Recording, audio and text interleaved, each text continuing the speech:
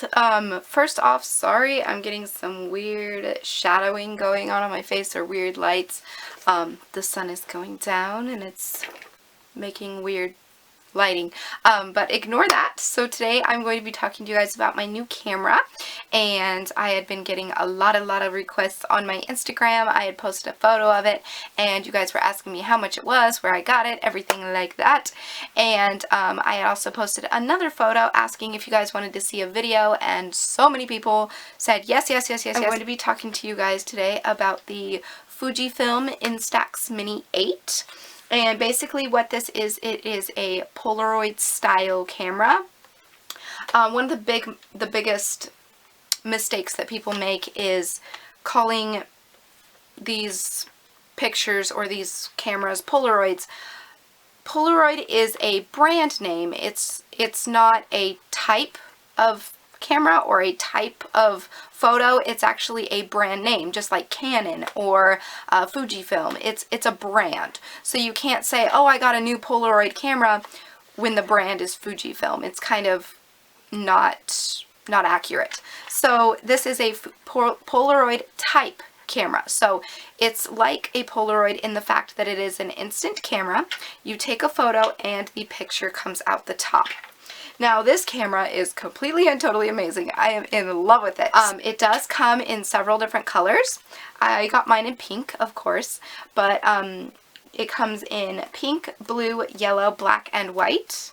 And you can get these several different places. I've heard that you can get them at Urban Outfitters, and I think someone had said they saw them at Forever 21.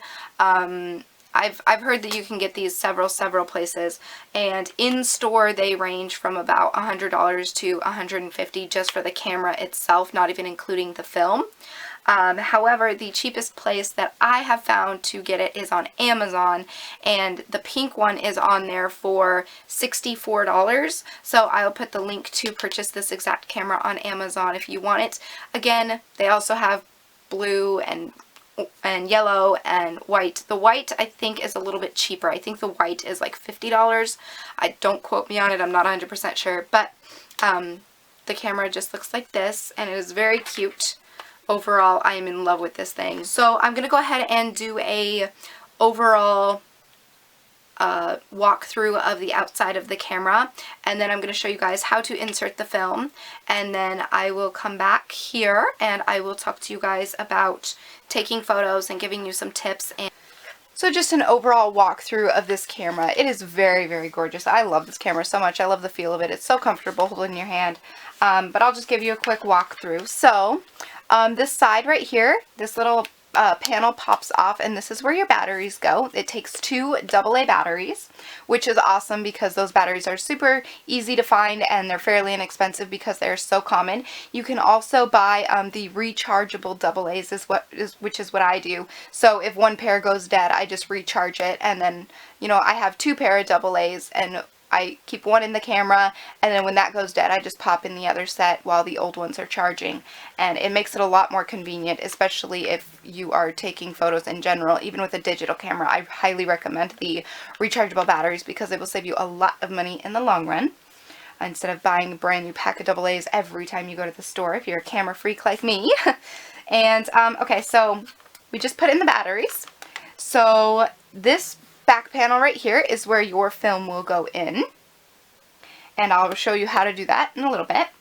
Right here is the little viewfinder, and once we flip the camera over, you can see that this is the front of the viewfinder.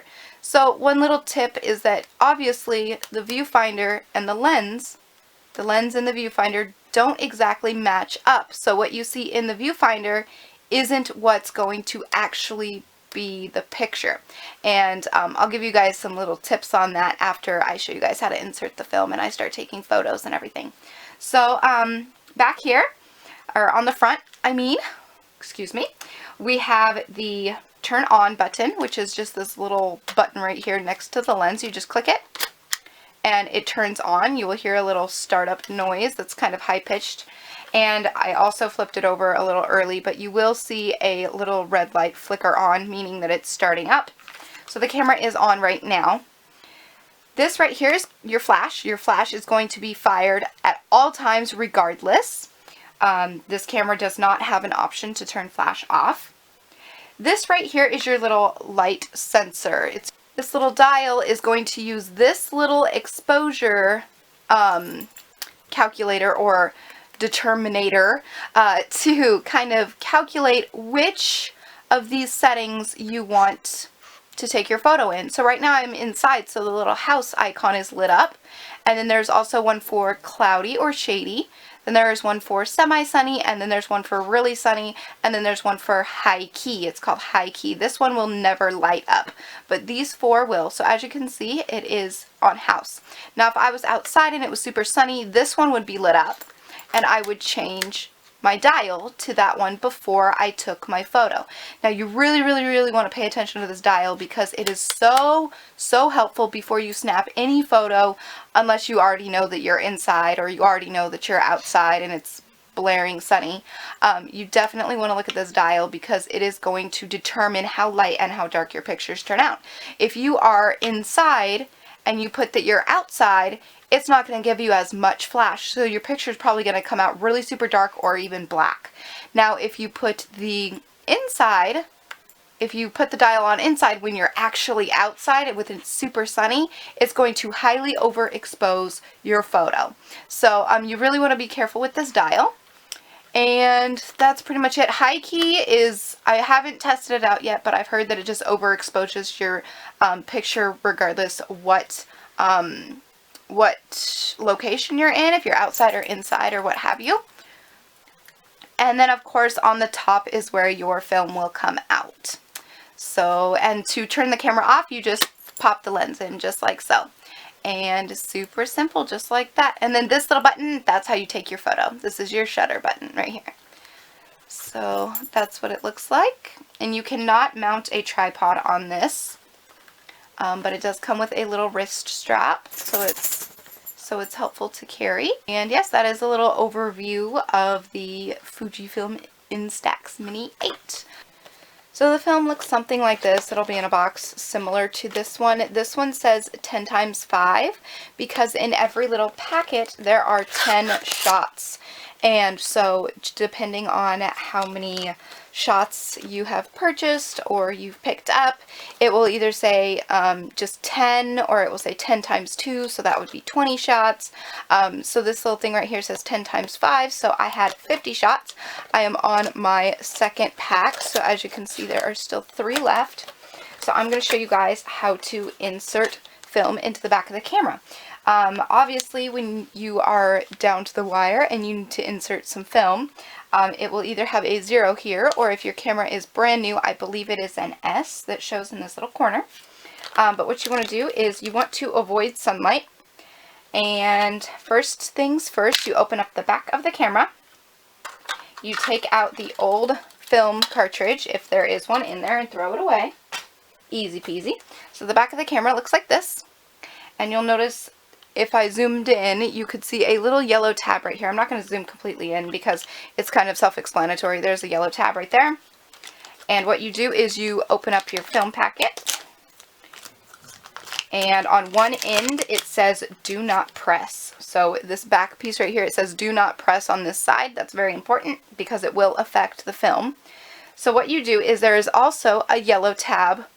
I don't even need to zoom in. There is a yellow tab on the actual film cartridge itself. And it's easy peasy lemon squeezy. All you do is match the yellow with the yellow and pop it right in there. So there, the film's inserted, and then you just close it up.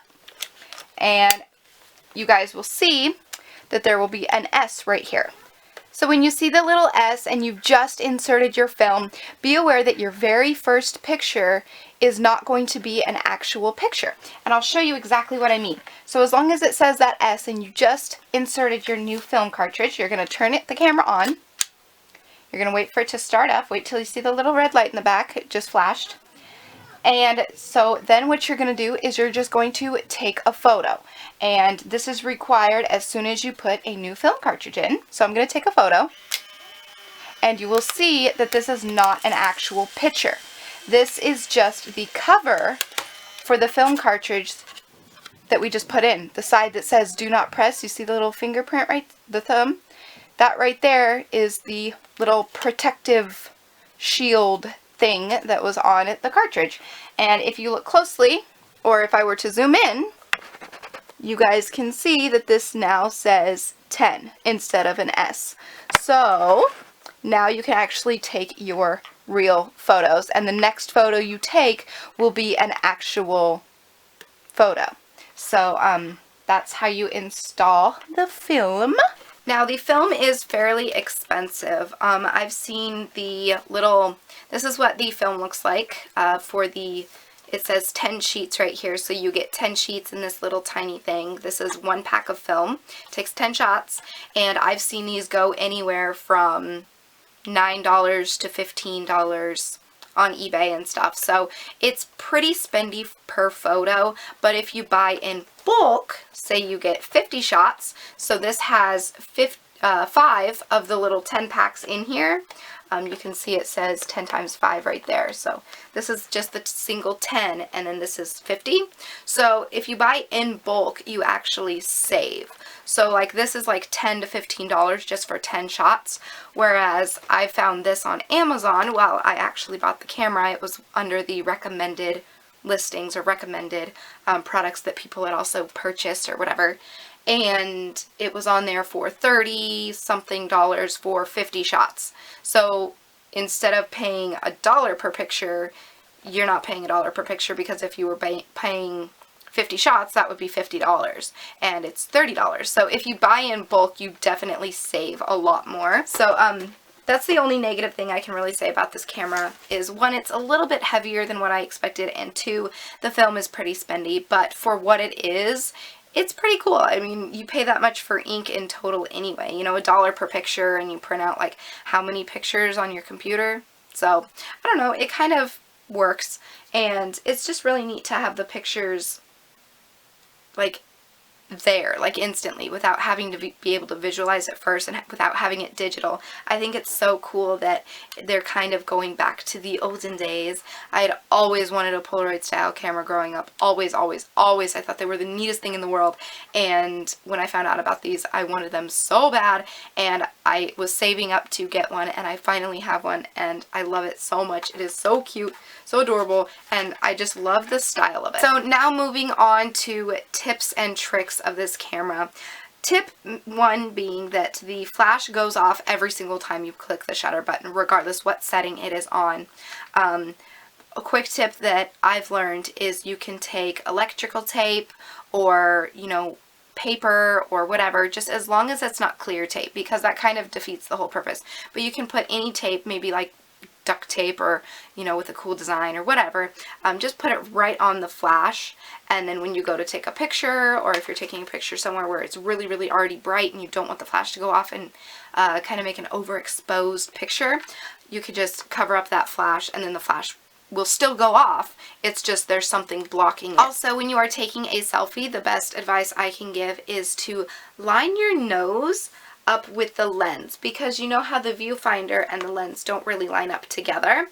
Line up your nose with the lens itself and hold it about an arm length away. You can use 2 hands or 1 hand, whatever, but if you take a selfie, you want to line up your nose with the lens. That will guarantee that you're somewhat centered in the photo.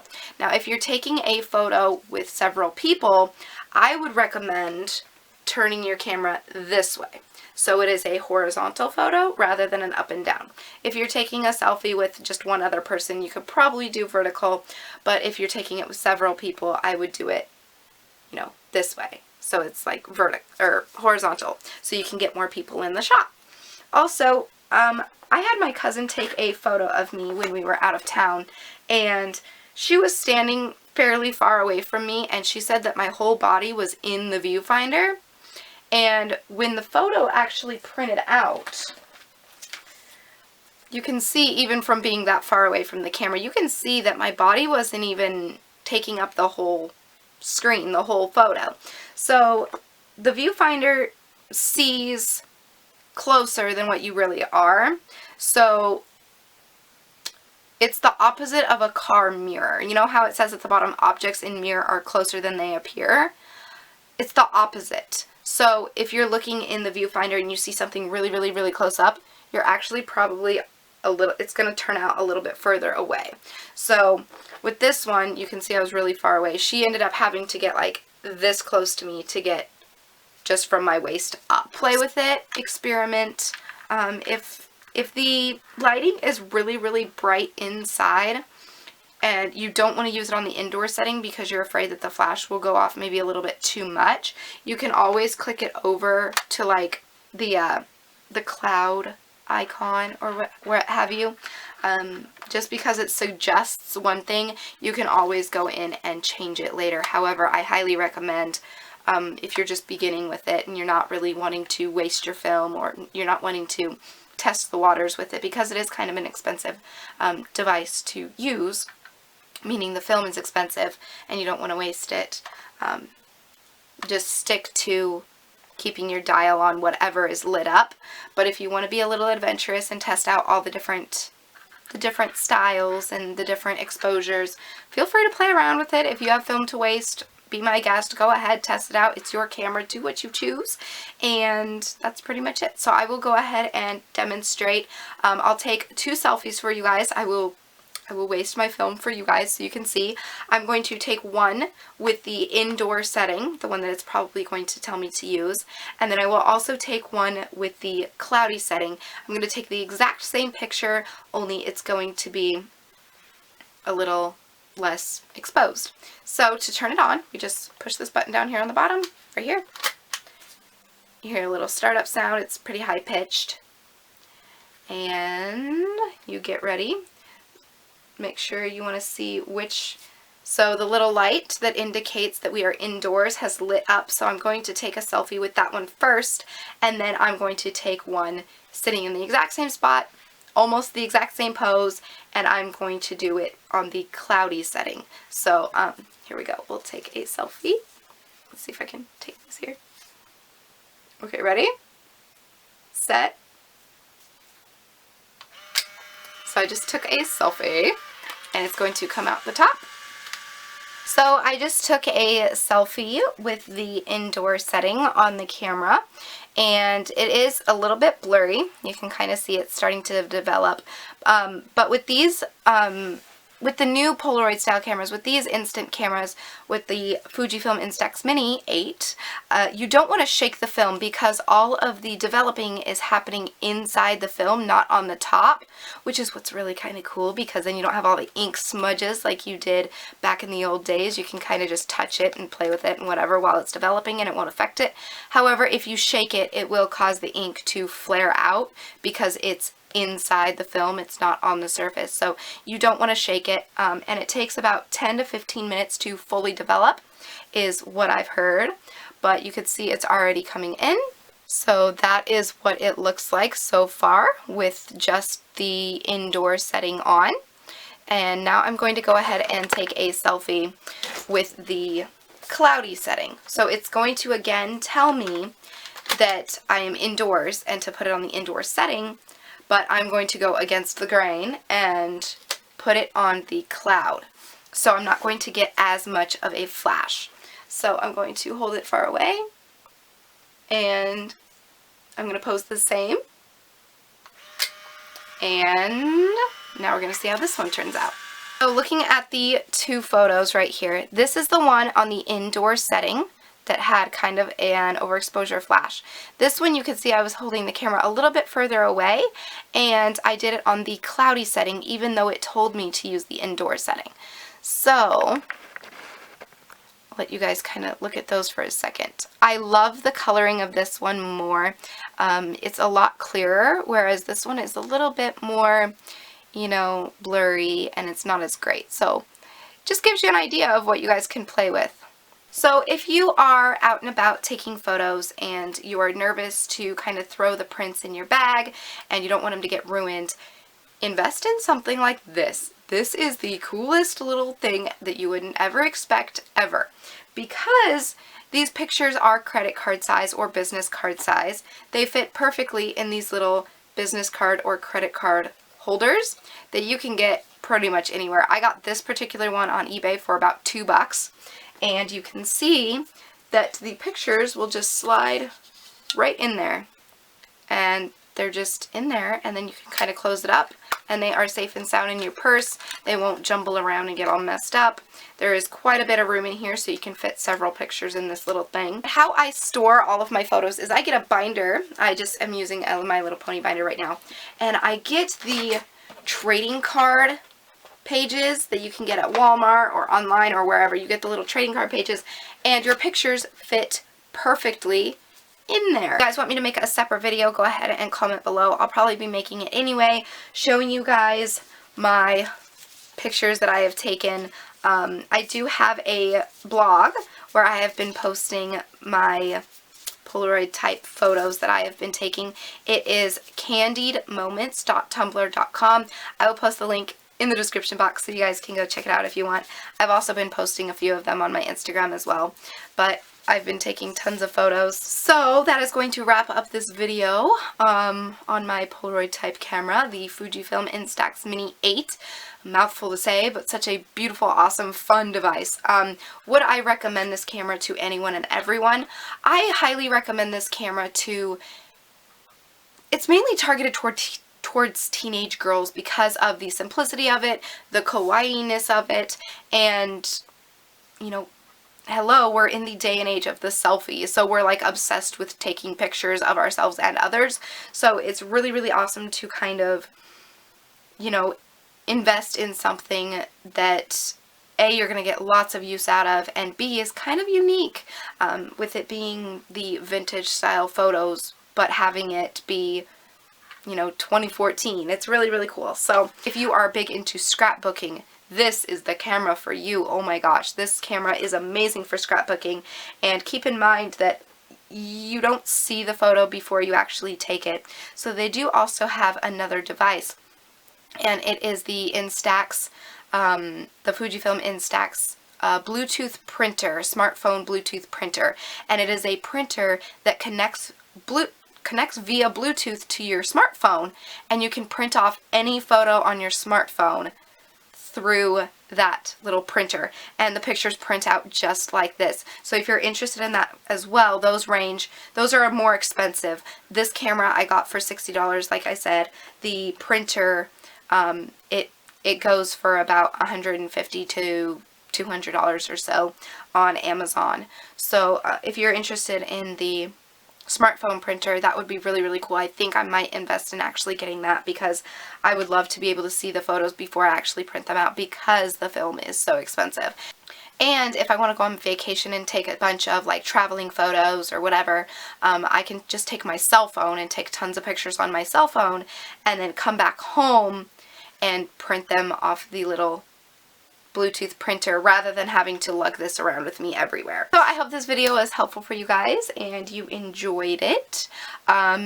Check out my blog for my photos. Again, I will probably be doing another video as well, just on the prints or the photos themselves. And with that being said, I'm gonna go ahead and go. Comment below telling me if you have an Instax Mini 8, and if you love it, what color you have. Sorry this video was so long, but I really hope it was informative for you guys and it answered all your questions. And with that being said, I will talk to you guys in my next video. So until then, so long, stay strong, stay true, and be you. Okay, bye!